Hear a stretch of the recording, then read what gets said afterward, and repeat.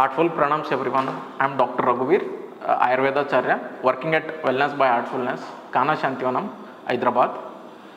Today on the occasion of 10th International Yoga Day, I would like to introduce you to the profound and ancient science of Ayurveda, where Ayurveda has two words. Ayur means life and the Veda is the knowledge. So Ayurveda is a science which gives you the complete knowledge of life, which gives you the elaborated knowledge of life.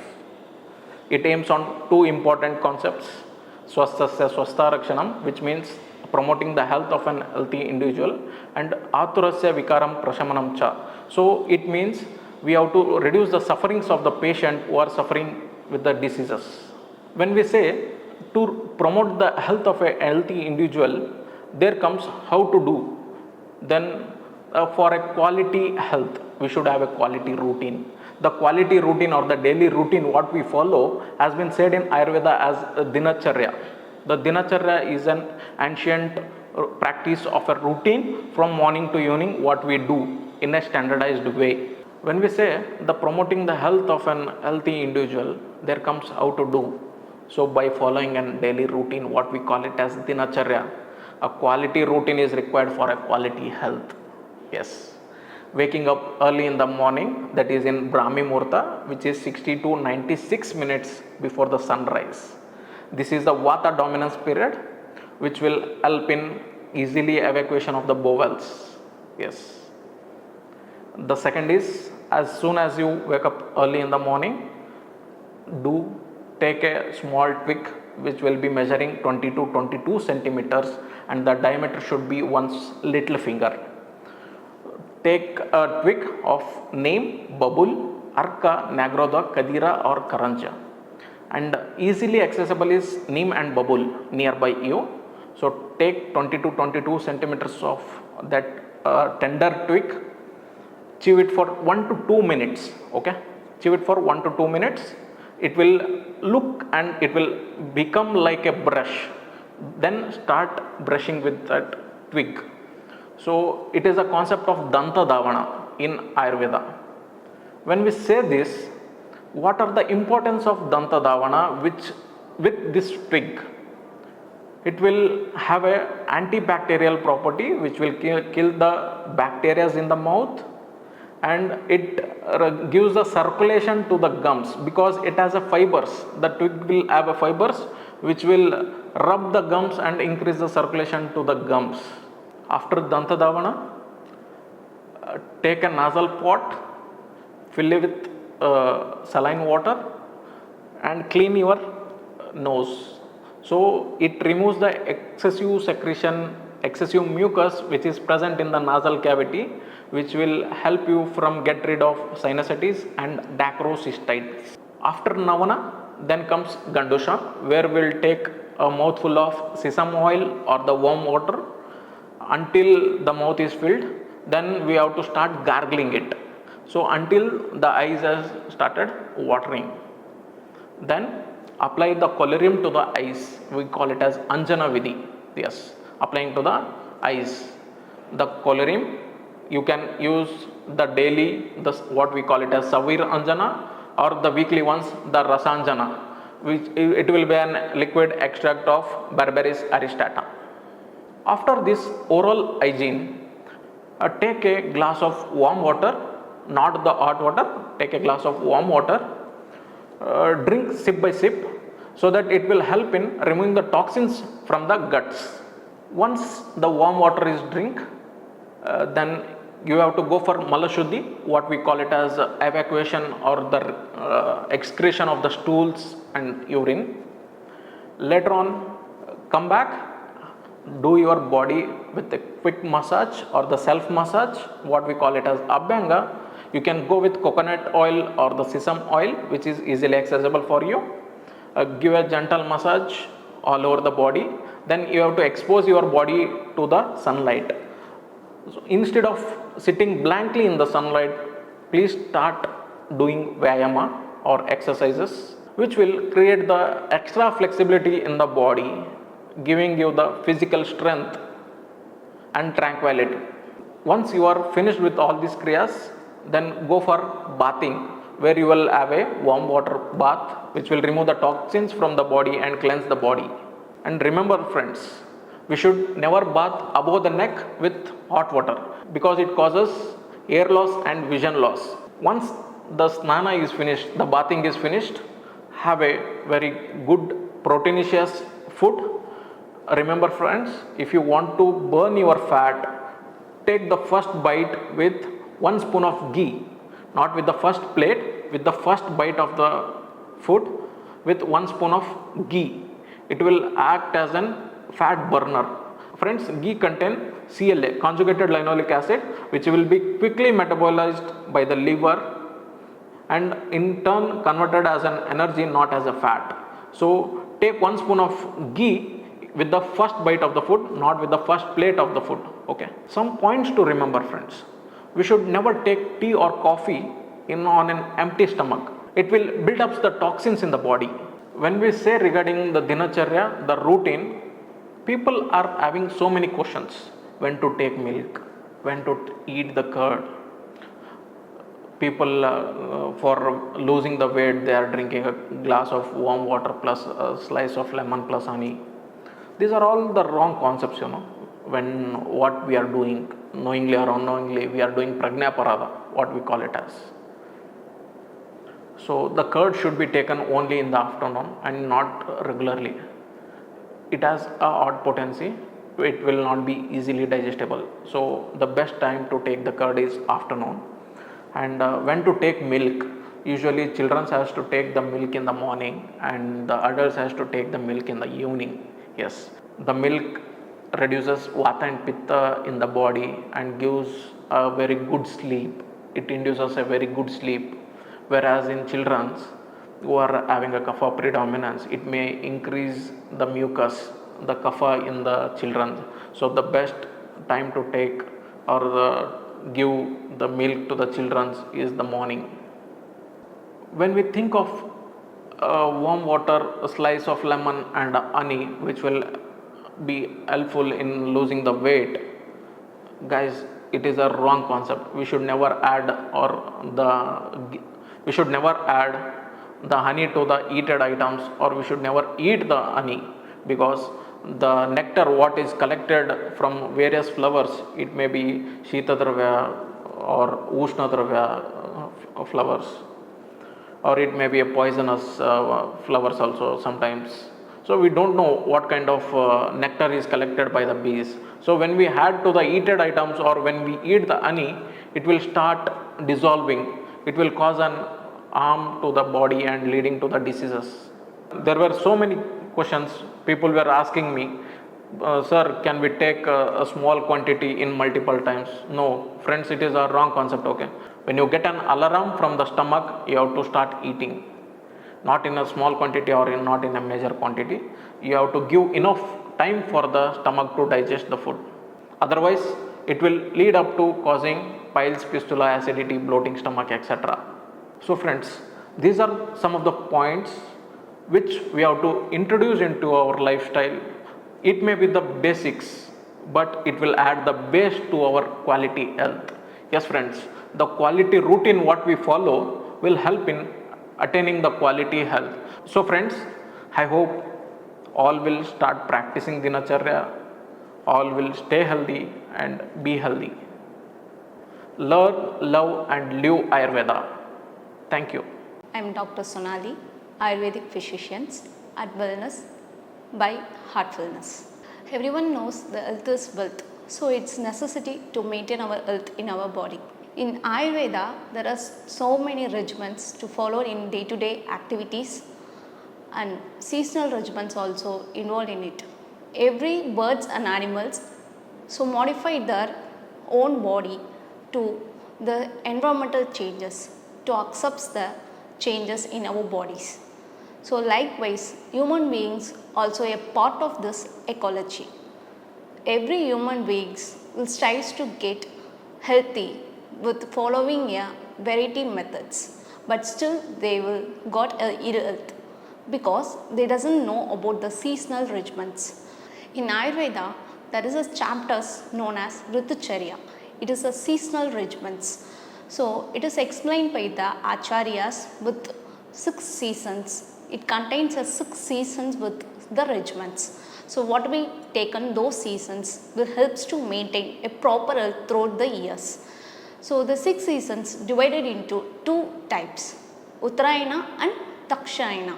In Uttarayana, it contains 3 seasons, Shishira, Vasanta and Grishma. In Dakshinayana, it contains 3 seasons, Varsha, Sharat, Hemanta. It's a, now we gone through the seasons. June to September is a Varsha Ritu. It is a monsoon seasons, otherwise known as rainy seasons. Varsha Ritu is a part of a water elements and it is a purification, nourishing and rejuvenation containing seasons.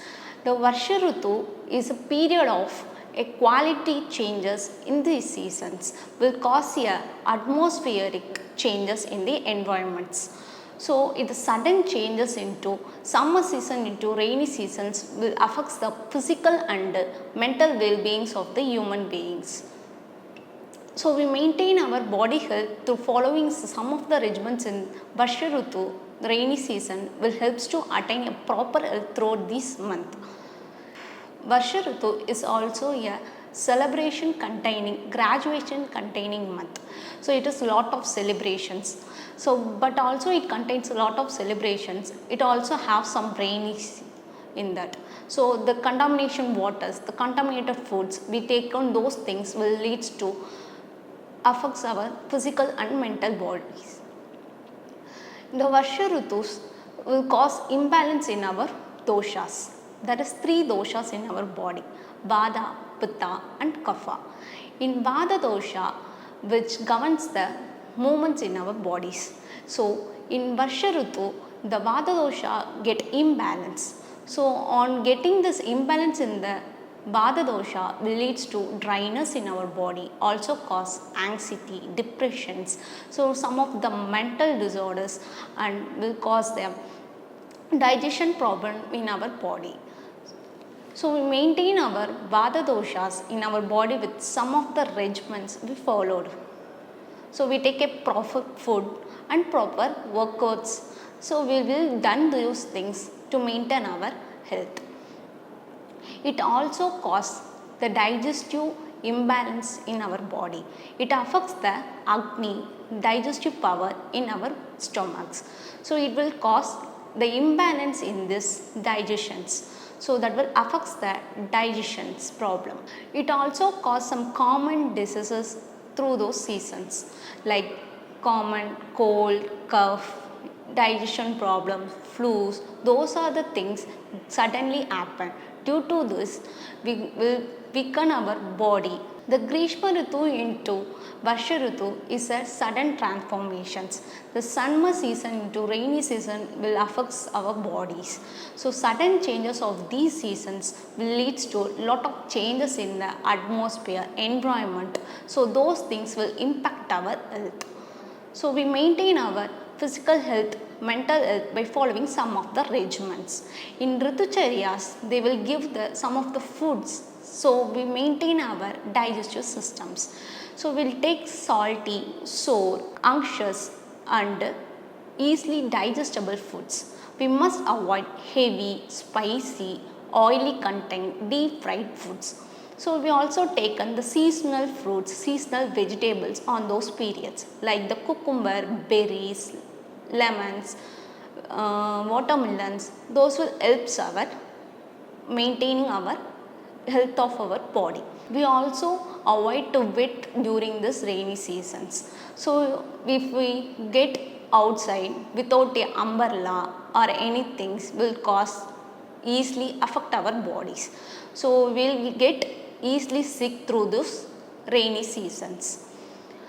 Then we also wear a comfy dresses appropriate to this seasons.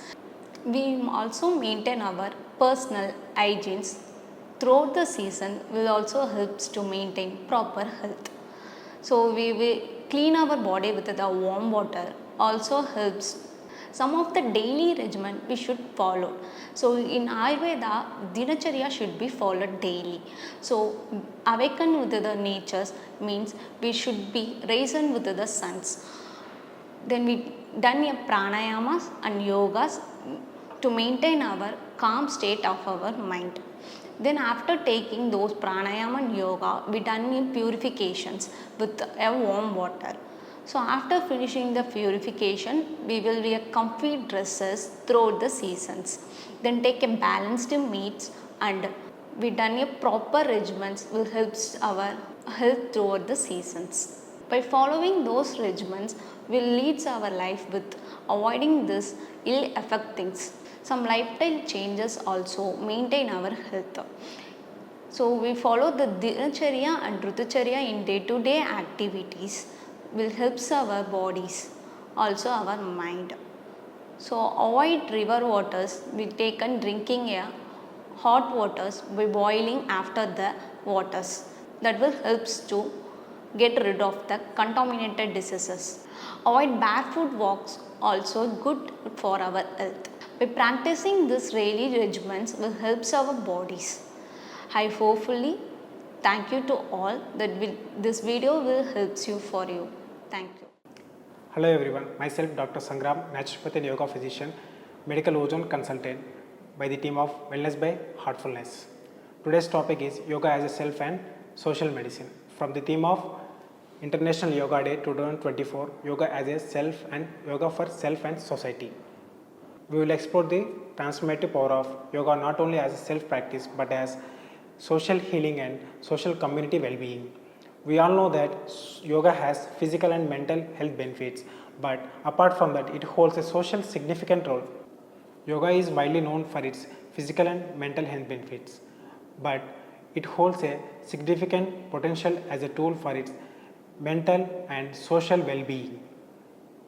According to Patanjali Yoga Sutras, the 8 limbs of Ashtanga Yoga, which includes Yama, Niyama, Asana, Pranayama, Pratyahara, Dharana, Dhyana and Samadhi.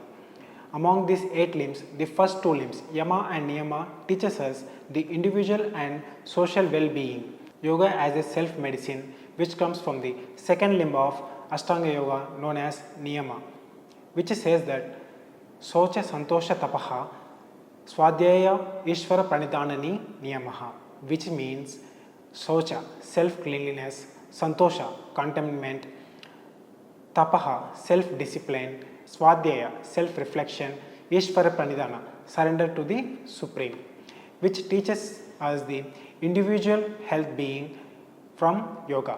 Yama teaches us self-discipline is the personal training which teaches us in mind, body and soul. Yoga as a self-medicine helps in physical health benefits, which includes improving the flexibility of joints and strengthening the muscles and to overcome the chronic pains from the body. By regular practice of yoga, which includes asanas and pranayamas, it helps in lowering the blood pressure and improves overall cardiovascular health. Yoga helps in stress and emotional well-being by reducing the stress, by lowering the cortisol levels in the blood, and it helps to overcome the anxiety and depression from the individual by increasing these happy hormones known as serotonin and dopamine. Yoga helps in focus, concentration and cognitive function of the individual. Yoga as a social medicine, which comes from the first limb of Ashtanga Yoga known as Yama, which says that Ahimsa Satyasteya Brahmacharya Parigraha Yamaha, which means Ahimsa, non-violence, Satya, truthfulness, Asteya, non-stealing, Brahmacharya, control of senses, Aparigraha, non-possessiveness. These yamas are self-discipline which teaches us how to behave in this society. Yoga encourages self-reflection and empathy, which can help in resolving the conflicts and helps in building strong relationships in this society. Yoga empowers individuals by increasing self-confidence and self-efficacy, which can lead to positive social change. When Yama and Niyama are properly practiced, it helps us to insight our personal and social responsibility and our role in it, Healthy relationship is built by respecting others and giving attention to the people around us. Yama and Niyama encourages gratitude, happiness and compassion to the individual. When all these qualities comes in every person, it helps in building a good society definitely. We should try to follow Yama and Niyama accordingly. Thank you. Namaste. I am Dr. Samundishwari from Wellness by Heartfulness. I am studied at Maria Ayurveda Medical College. Now I am going to tell you about the knowledge I have in Ayurveda. I am going to tell you about Ashtanga Yogas. So everyone in this world during yogas, meditation, pranayamas, asanas, etc. So we can go deep into that. So Ashtanga Yogas. So Ashtanga Yogas is nothing but the 8 limbs of yogas. According to Patanjali's Yogic Sutras, there is a 8-fold path limb leading to the freedom of liberation. It is known as Ashtanga Yogas or 8-fold path. Ashta means 8, yoga means to connect or to unite. The thing is nothing but that to connect or to unite with ourselves is known as soul or Atma. Now we can go about Ashtanga Yoga. So Ashtanga means Yama, Niyama, Asanam, Pranayama, Pratyaharam, Dharanam, Dhyanam, Samadhi. These are the Ashtangas of yoga. First we can learn about yamas. Yamas is nothing but the self-resistant. That is, it is the first limb of Ashtanga Yogas. It refers to disciplines or principles that are primarily concerned with the world around us. So there are 5 yamas are there. Ahimsa, Satya, Asteya, Brahmacharya, Aparigraha. So Ahimsa is non-violence, Satya is truthfulness, Asteya is non-stealing, Brahmacharyam, and Aparigraha is non-greediness. Then we can learn about Niyamas. So Niyamas is nothing but the observance. The word Ni means inward. This refers to the duties directed towards ourselves. So there are 5 Niyamas are there, that is Shosha, Sandosha, Tapas, Swasthyaya, Ishvara, Pranidhani. Shosha is cleanliness. Sandosha means contentment. Tapas is burning of desire. Swasthyaya is self-regulation. Ishvara Pranidhari, surrendered to the supreme power. Now we can talk about asana. So asana is nothing but the yogic postures. The third main important aspect in Ashtanga Yogas is asanas. So these asanas are one of the main reasons to set for the freedom of liberation. So asanas mainly involve 5 functions, that is cognitive function, cognitive function, mental function, intellectual function and spiritual functions. Endocrine glands secrete hormones in our body. So the hormones which are secreted by the endocrine glands is responsible for the maintenance of our human body. If there is any disturbance in this secretion, there will be malfunction of our human body. So by doing asanas, these functions will be restored. Asanas helps us to maintain these these secretions normal in our human body. Now we can talk about pranayama. So pranayama is nothing but the breath control. Nowadays everyone in the world is doing pranayama. Pranayama is useful to regulate our breathing pattern. Pranayama is the control of the vital energies in our body. So the energies present in our body is called as vayus. There are 10 vayus present in our body which is responsible for the normal functioning of the human body and movement of the human body. These vayus are controlled by an organ that is called as pranendriya. The pranayama has a special technique in which the pranas in a still hold and our mind will become calm. Pranayama helps us to regulate our breathing. It keeps our mind calm and regulates our breathing pattern. Now we talk about pratyahara. So pratyahara is nothing but the withdrawal of senses. It is nothing but the withdrawal of senses from the external objects around the world. It helps us to focus on one certain point. We want to control our pranam, indriya and manas. Then we can talk about Dharanam. Dharana is nothing but the concentration. So nowadays everyone having problem in concentration, memory, etc. So Dharana, that is concentration. This will help us to improve our concentration. So there is two principles. One is the basic lessons. The meditator who is meditating should focus on a specific chakra with his physical or spiritual nucleus. So it is known as Ishta chakra. Another one method is that is the meditator who is meditating should focus on the specific chakras, and also the focus should be on the points where the chakras operate. It is called as Tattva Dharana. These two are the main types. Next one is Dhyanam. Dhyanam is meditation. While doing meditation, one should be free from any type of grief, fear, sorrow, angry, etc. Meditation helps the person to get rid all of this, and also helps that person to focus on himself itself, and it also helps the person to focus on the true self and true well-being of that individual. Then we can talk about Samadhi. So it is the last stage of Ashtanga Yogas. So by doing these practices continuously, one can be able to identify true self in oneself. These individuals will attain the state that is ultimate aim to enlighten the individual's life. In this stage, the individual is completely detached from all the external objects and attached to oneness itself. So these are the Ashtanga Yogas. These Ashtanga Yogas aligns our Pranamaya Kosham, Annamaya Kosham, Manonmaya Kosham. By doing yoga, one can maintain the mental and physical well-being of an individual. These are the 8 Ashtanga Yogas. These Ashtanga Yogas helps the individual to maintain the mental and physical well-being of the individual. Thank you. Hello everyone, I am Dr. Nandhini, Naturopathy and Yoga physician, medical ozone consultant from the team of Wellness by Heartfulness. On the occasion of the 10th International Yoga Day, as a Naturopathy and Yoga doctor, I would like to share with you all how Naturopathy and Yoga can help to manage stress and enhance the mental well-being.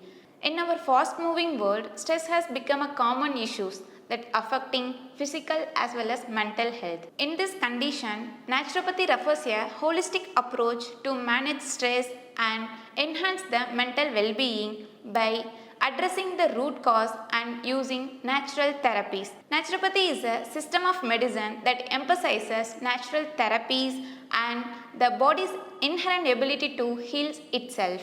It mainly focuses on holistic care, which means treating the whole persons rather than just the symptoms. In stress management and enhancing the mental well-being, we need to follow some naturopathic approaches. First one, mind-body techniques, which includes meditation and mindfulness, yoga and breathing exercises.